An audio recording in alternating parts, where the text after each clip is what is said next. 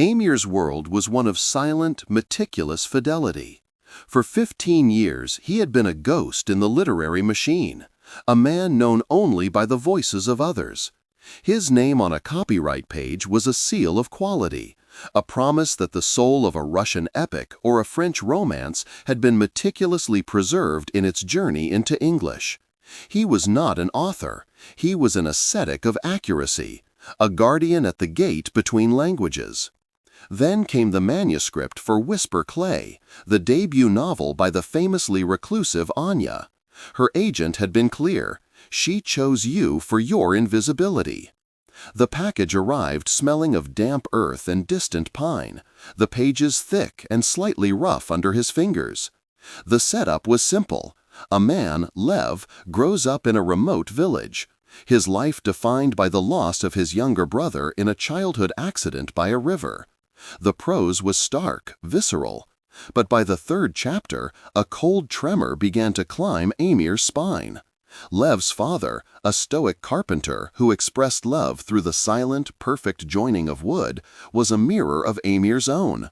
The description of the brothers' laughter, a sparking, clumsy sound like stones tumbling in a tin pail, was an echo from a tomb he had sealed decades ago.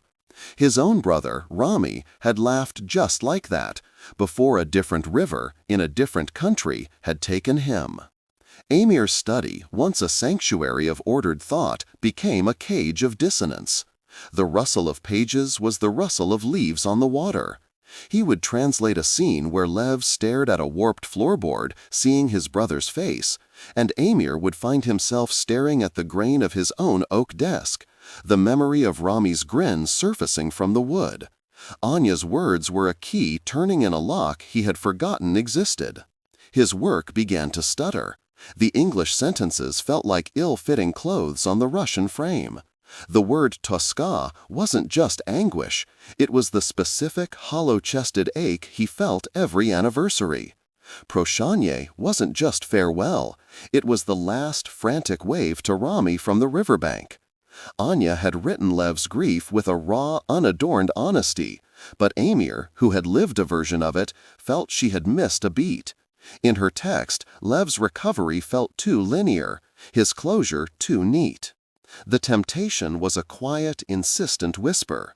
What if, it suggested, you soften this line? What if you make the memory of the brother here more sharp, more painful? You know this pain. You are, for the first time, an expert. He found his cursor hovering over a paragraph, his finger poised to add a single, devastating adjective that Anya had not written, one that would make the reader flinch with a truth only he possessed. He was no longer a clear window pane. He was fighting the urge to become stained glass, to color the story with the deep, painful hues of his own experience. The ethical dilemma was a knot he could not untangle.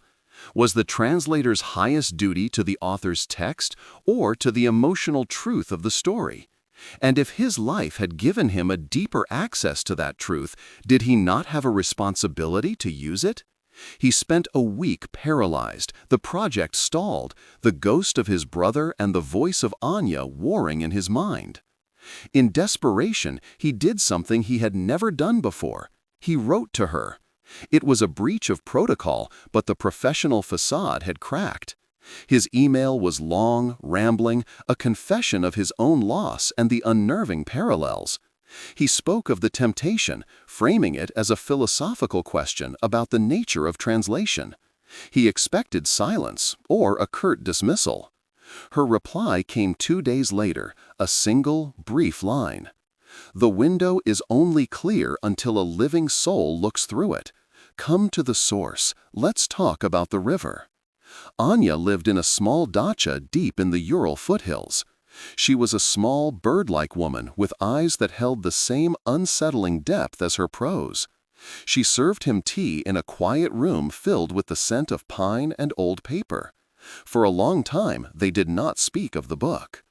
"My brother," she said finally, her voice soft as dust, "he was not lost to a river, but to a war.